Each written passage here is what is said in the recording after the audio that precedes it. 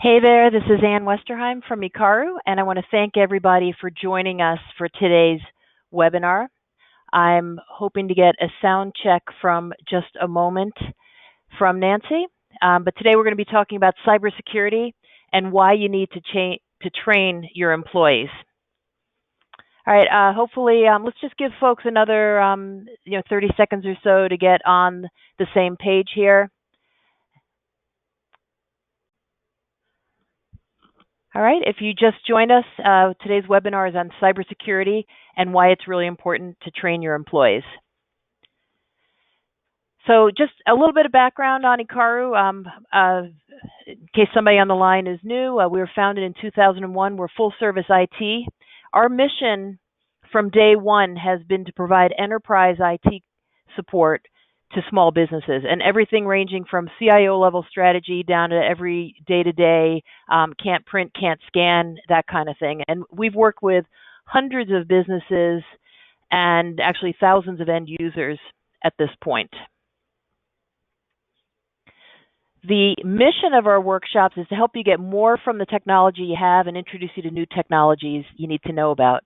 And for call clarity, this is a listen-only call. I'd love it to be more interactive, but if somebody needs to put a call on hold or work is happening at this time, it is just a listen-only call, but we will follow up with any questions. And if you're having trouble with getting any of the slides or anything, call our office, 978-692-4200, and Nancy and Tony are on standby. All right, so security, the stakes are getting higher. You probably can't open a newspaper these days, go online. There's alerts all the time. WannaCry a year ago, that ransomware attack mostly hit in Europe and the UK, but that actually put lives at risk. And the headlines, they just don't stop and they're getting worse. But Equifax, hospital and a lot of hospitals have been attacked. One in California, $17,000 ransomware payment. Billions lost in email scams to small businesses. Yahoo's been breached, Equifax, Target. So on the one hand, we have a lot more awareness of cybersecurity. I think everybody knows what it is at this point. But to some degree, I think that people maybe get a little numb to it. That, okay, it's in the background, it's always happening, but it really does relate to everyone. And I want to show you this headline. This just happened within the past week.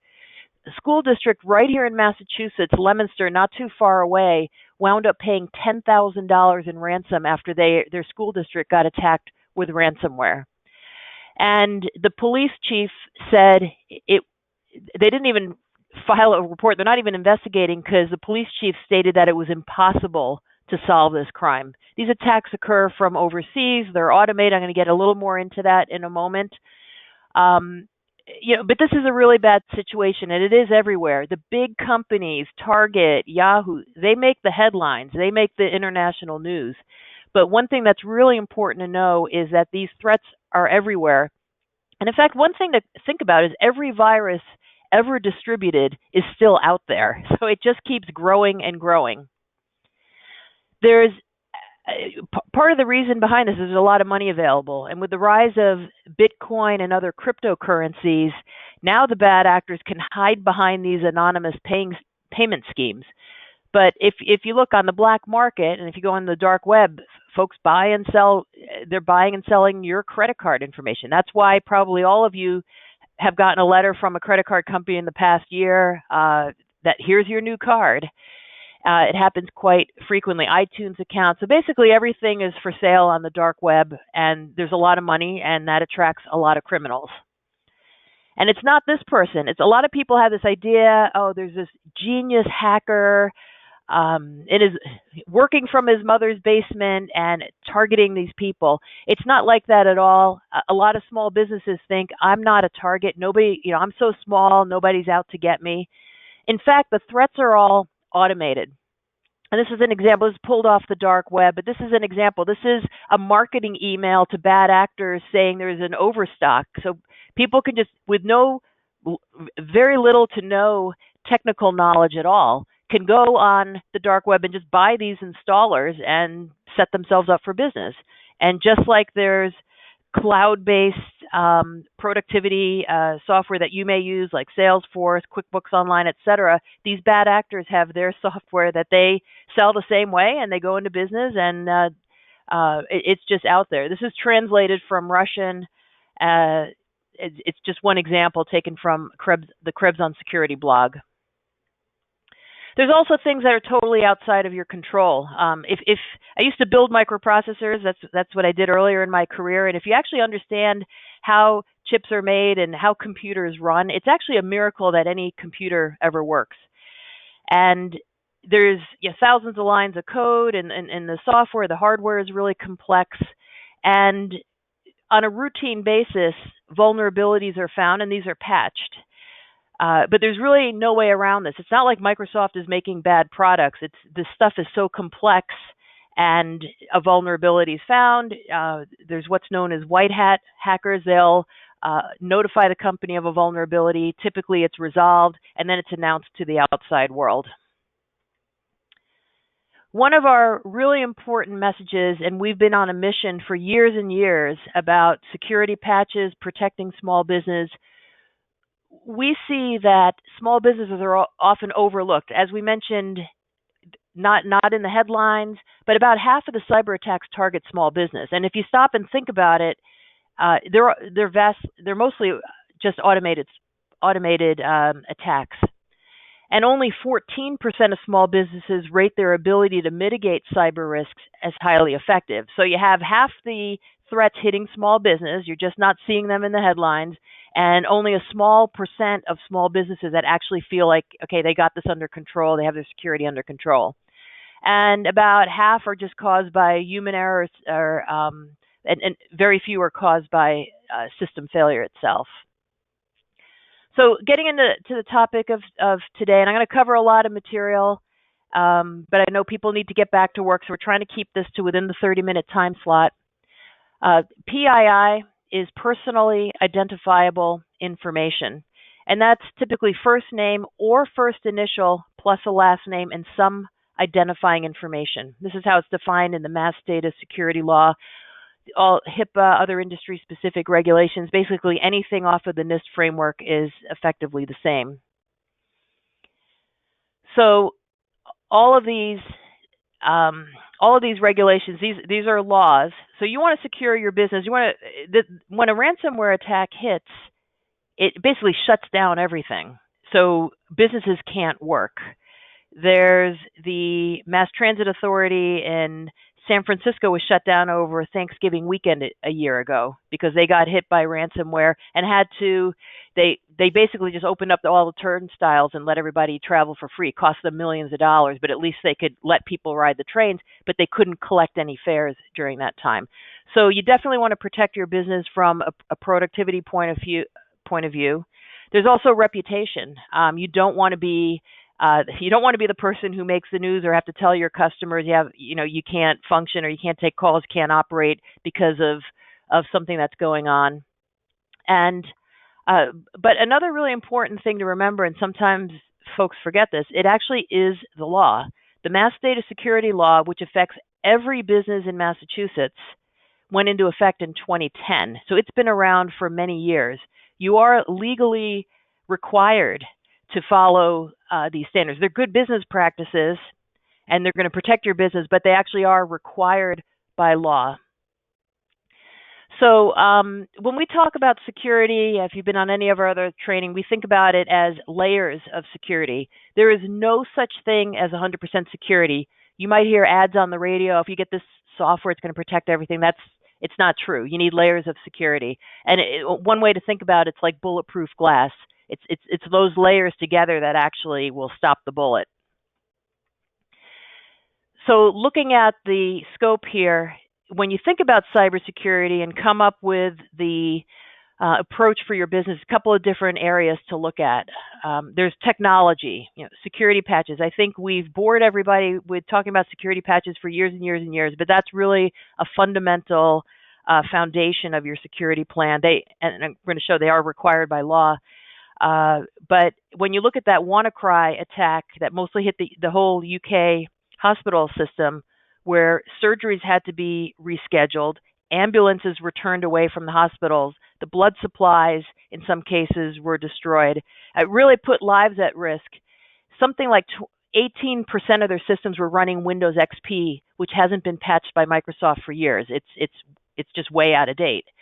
And you look at that and you think, wow, all of this damage, there's bad actors, but also, why were these systems out there in mission critical functions that weren't up to date in terms of their security? So there's technology, there's processes, and a really important thing about in the focus of today is people and the role of your employees, you and your employees, in maintaining your security.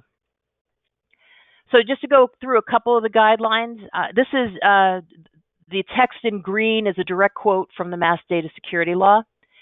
You're required by law to have secure user authentication protocol, so basically that's passwords. People need to have unique passwords. If you look in here, you need to have a reasonable way of controlling the passwords. They have to be stored in a secure way. Restricting access to active users and active user accounts only, blocking after multiple attempts where that's technologically feasible.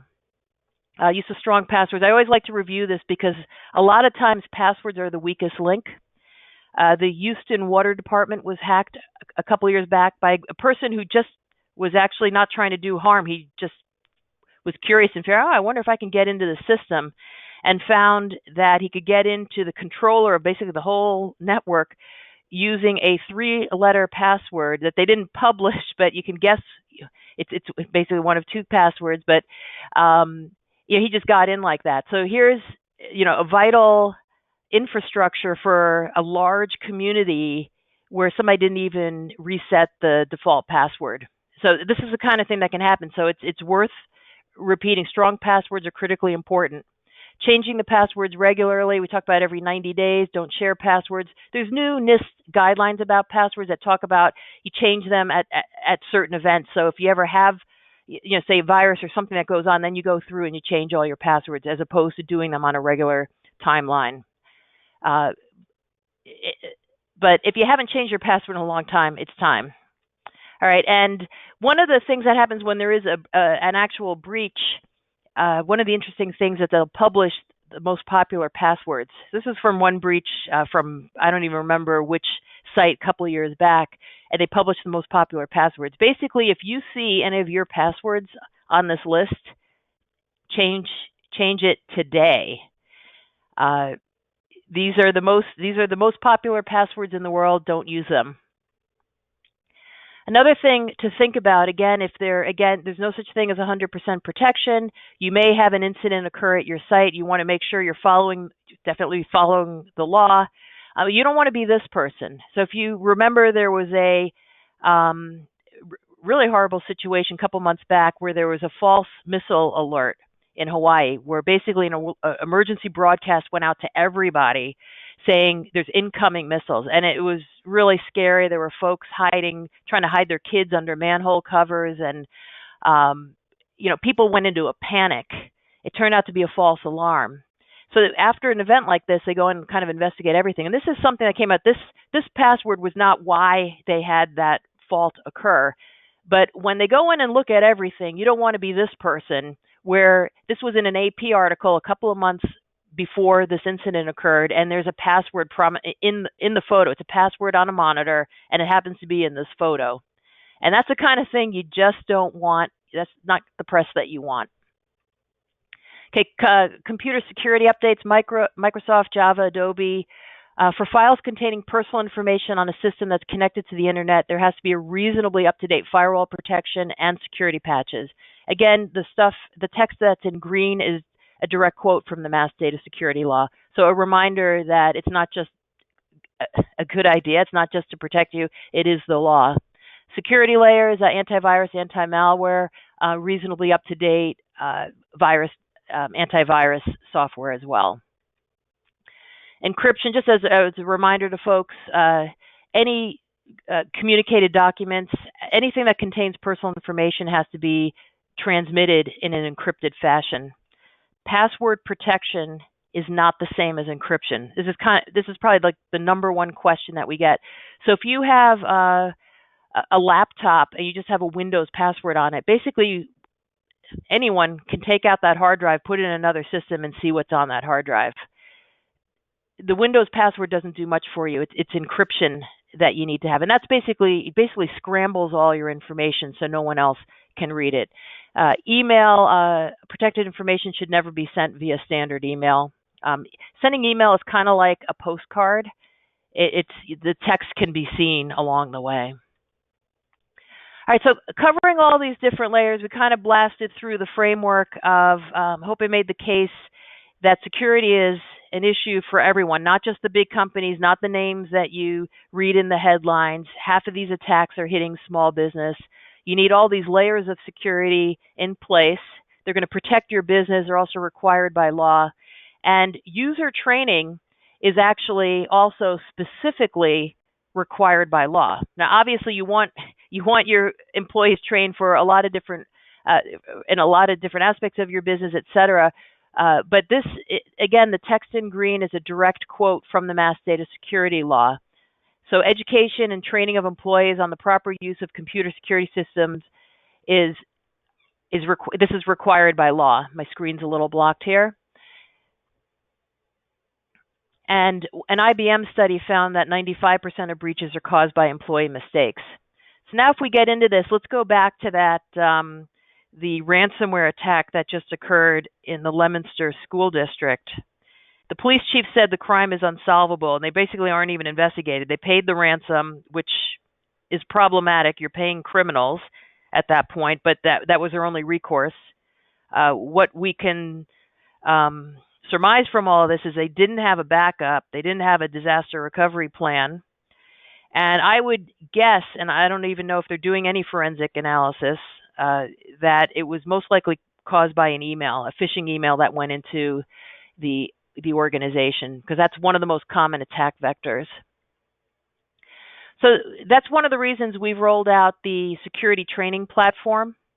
And for those of you, this is a simple way to make sure you can prove that your employees are being trained. Now, we do a lot of work in our community. We've done training to the town government, senior centers. We go around and we do training. We do training on site. We do webinars like this. This is basically a platform that you can get to make sure everybody in your organization is trained and that you're compliant to that requirement to train your employees. And I just want to show you what the portal looks like for a few minutes, because we get a lot of questions about this, like why would you want to do this? This is what the security portal dashboard looks like. There's policies and procedures, contracts and documents, and there's an education center, and that's a really important component of this, and security risk assessment. About 50% of users will fall victim to a zero-day phishing attack in a year. There's so many of them. They're so clever, and really, one of the best methods to build awareness for this is to actually run phishing tests to your employees, because everybody thinks, oh, I'm up to date with the news. I understand this. I'm not gonna be the one to click. But whenever we run tests for clients, there's always someone who clicks. And the reason is these are socially engineered emails that are designed to trick you into opening them. And there's usually a sense of urgency. It's something that you think you need. They word them in a way that there's a sense of urgency. Or sometimes it's like clickbait. It's something like a payroll report or something that somebody might be enticed to open, thinking, oh wow, I've got this financial report. Nobody knows I have it. I'm going to open it. So this is an example of phishing tests that you can run to employees. So one is there's a long laundry list of these. They're rated in difficulty. There's different types. Some are maybe going to be more or less obvious to your population, but there's one for a tax refund. I just showed 3 random ones.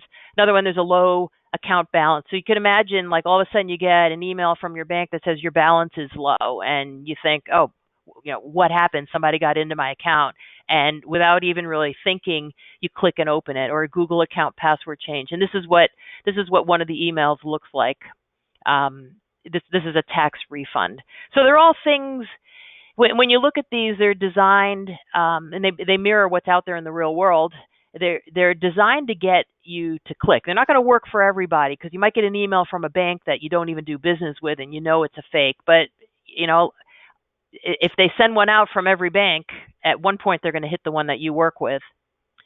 The other thing is this micro training. So we send out short training videos every week, and this is a sample of what some of them are, about appropriate electronic disposal. Again, you never want to throw out a hard drive. Don't delete data. It's not really gone.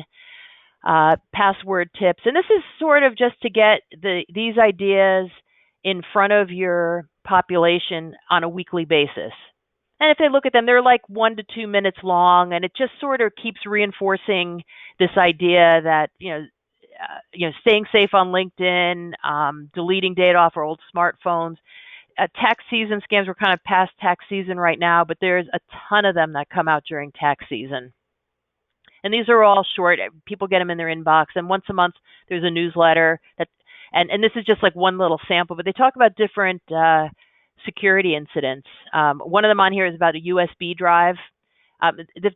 All kinds of studies have been done on this, but if USB drives are, somebody finds one in the parking lot and it says financial data, it's like, I want to see what's on this. They're usually created to entice people to open them, and they do get open. People think they never open them. The other thing is an annual exam, so you can actually prove that your employees have been trained. Again, if you think about all the different layers of security, and we've started to see, we've done network penetration tests for clients that have been required to do it for bank loans, et cetera. So more and more we're seeing people being asked for this. Large customers asking suppliers to prove that they have a security policy in place. So this is a way you can prove it. Raise the awareness and the education. Of course, that's the primary goal, but also you have a way of proving that it's done. This is an example. As we look at the security training, this is from our demo account, but this is the training completion. So you can see that everybody in your organization has completed the training. You have the ability to print the certificate if you want. And the other thing that's included is some boilerplate policies and procedures, so you don't have to reinvent the wheel, like the written information security policy. That's something every business in Massachusetts has to have on file. So you get the Word doc from here, customize it to your business, and then it's done. So it's not this insurmountable task to dream up what the policy needs to be. Security incident response, network security, termination policy, et cetera. That's key for preventing access to systems after somebody leaves an organization. And then the other thing is a security risk assessment process that you can actually run on your own. It walks you through kind of step-by-step doing this. This is something you could run, keep on file, and have it all there. So we just want people to be aware that this exists. We've been talking about the Mass Data Security Law for many years. We think this is a good, cost-effective way of just making sure you meet the check marks on it. And with that, I just want to quickly, I'm going to just show the portal live if I can for a minute. So this is inside the portal. I just want to show you in the Education Center. Hopefully you can still see my screen. This is a list of the microtraining that I sent. This shows a historical record. So in our demo account, that goes to our users internally. So you see password tips. What is a socially engineered attack? If you're very tech savvy, you've probably read a lot about this on your own. But really, the weakest link, back to that Leominster case, if one person clicked on the phishing email that contained the ransomware, that's it. You've just infected the whole network. So we were in the Education Center. The other thing I want to show in here is under security training, training reports. You can see who's passed the test, et cetera. If we go back to the dashboard, under policies and procedures, You can see what some of the documents are. So there's a whole bunch of them in here. So you basically just get a library of it. But these are all things that you do need to think about in your business. They're real, and A, protect your business, and B, be able to show that you're being compliant. Okay, and just going to get back into the slideshow. All right, so that's just kind of a taste of what's in the system. You can upload existing policies. I think that was kind of the highlights that I wanted to show. But you'd be amazed, like some of the tips are, like a laptop's less likely to be stolen if it has a sticker on it. And that's something you probably wouldn't even think of. But if you think about all the laptops at the airport, they all look alike. You put a sticker on it, it is less likely to be stolen because it doesn't look like every other laptop after that. So little things like that just kind of increase the awareness of all your employees are important. For folks who are interested, it's not a fit for everybody. We think it's a cost-effective way of getting that compliance, but if you do sign up, we will give 1 month free. So you can just use that code. If you go to Akara.com training, you can use that code to get a month free if you're interested. All right, and to summarize, and I know everybody's got to get back to work. We're right in the middle of a busy work day. When you think about security and your security plan, there's a lot of technology in place. If you're on a managed service program with us, you're getting, you see a monthly report, it's patches, antivirus, and stuff like that. So there's technology in place. We recommend a business class firewall for all businesses. That's SonicWall is our recommendation on there. There's the level of protection you get on that versus the generic thing that you get at, from Comcast or Verizon. The difference is huge. And it's not a giant amount of money, and it's a huge amount of protection in comparison, real-time analysis of data, etc. Processes, what are your procedures in place? Like, what's your termination policy? How do you make sure ex-employees can't get access to stuff? How do you make sure users who have access to PII or protected information only have access if they need that access to perform their job, your processes. And then most important and most often overlooked is the people. These days, the bad actors know that everybody is aware of having antivirus software, having security patches. If you're on our best practices, you've got DNS protection, you got that business class firewall for the perimeter security. You have so many different layers of protection in place, and now the bad actors know that, so they're sending out the phishing emails because they get the one person to click and take down the whole network. So remember your people in this process. Okay, and with that, we're going to wrap up. We're at the half-hour mark. Hopefully you got a lot out of this today. We have a blog. We really want to hear from you if you think there's topics that you want to learn about, because we're always looking for ideas from our blog. We just did one yesterday about the Leominster ransomware attack. But please, if you have questions, it means other people have the same question. We'd love to put those in a blog. We're active on social media. So however you like to get your information, we're on Twitter, LinkedIn, Facebook, and we have the blog. Really want to hear from you, want to connect with you. And I really believe that cybersecurity, this is a public safety issue. And it really is up to everybody. We're all in this together. You're protecting your business and your clients and your employees, and you want to be sure that the other folks that you do business with, your bank, et cetera, is also protecting your information. So we just want to get the word out there, and please connect with us on social media. And with that, I want to thank everyone for taking the time out of your busy day to join us. And if you think of any questions, just email us. My email's right there. Email Nancy, give us a call. We really want to hear from you. Thank you so much for joining us.